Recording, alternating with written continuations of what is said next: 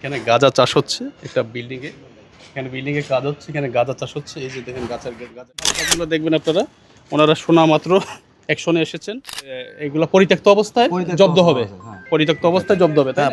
এটা হচ্ছে এই গলিটার নাম কি ভাই?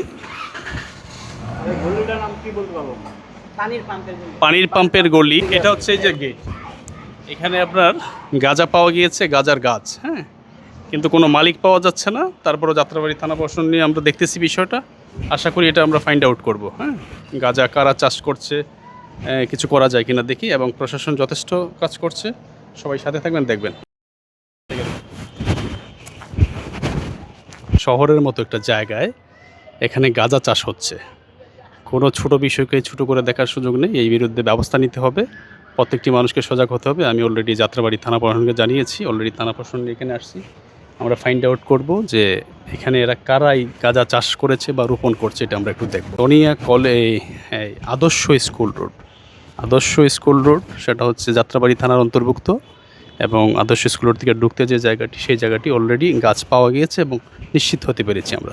একটা আদর্শ বালিকা স্কুল রোডের পাশে এখানে গাঁজা চাষ হচ্ছে একটা বিল্ডিংয়ে। এখানে বিল্ডিংয়ে কাজ হচ্ছে, এখানে গাঁজা চাষ হচ্ছে। এই যে দেখেন গাঁজার গাছ এখানে। এটা আসলে প্রত্যেকটি ছোট ছোট বিষয়কে বড় করে মূল্যায়ন করতে হবে, দেখতে হবে। আমি সাধারণ জায়গা থেকে একজন ভদ্রমহিলা আমাকে ইনফর্ম করেছেন, আমি যাত্রাবাড়ি থানা প্রশাসনকে জানিয়েছি, প্রশাসন সাথে আছে। আমরা এটার শেষ পর্যন্ত দেখব। বিষয়টা হচ্ছে এখানে আমি একজন ভদ্রমহিলা ইনফরমেশন দেন, আমি ওনার নামটা বলতে চাচ্ছি না, উনি ভয় পাচ্ছেন। একটি পরিত্যক্ত একটি বিল্ডিং, এখানে কাজ হচ্ছে, কিন্তু এখানে গাঁজার গাছ পাওয়া গিয়েছে।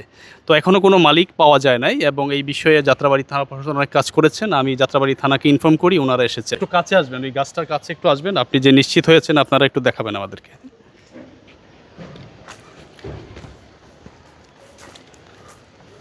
এই যে দেখতে পাচ্ছেন আপনারা, এই সেই একটা গাছ, হ্যাঁ, এই গাঁজা গাছ। এটা তো এখন উপরে ফেলতে হবে, তাই না? যে জুয়েল ভাই অত্যন্ত ভালো মানুষ, বাংলাদেশ পুলিশের এই ভালো কাজগুলো দেখবেন আপনারা। ওনারা শোনা মাত্র অ্যাকশনে এসেছেন। এটা আমরা সবসময় ন্যায়ের পক্ষে, এবং বাংলাদেশ পুলিশ সবসময় কাজ করছে অন্যায়ের বিরুদ্ধে। বাংলাদেশ পুলিশের এই কাজগুলো দেখবেন। এবং এখানে আরও যারা সাংবাদিকরা এসেছেন, তকি খান সহ সবাইকে কৃতজ্ঞতা জানাচ্ছি।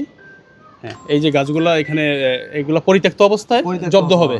জানেন আপনারা জানেন না? আর জানলে তো অবশ্যই উঠাতেন। তাহলে আমরা সব সময় সচেতন থাকব, এবং আমরা এই ধরনের মেসেজ পেলে সবাইকে জানাবো। বিশেষ করে আবারও জুয়েল ভাইকে কৃতজ্ঞতা প্রকাশ করছি। উনি সবাই ভালো থাকবেন। আসসালামু আলাইকুম।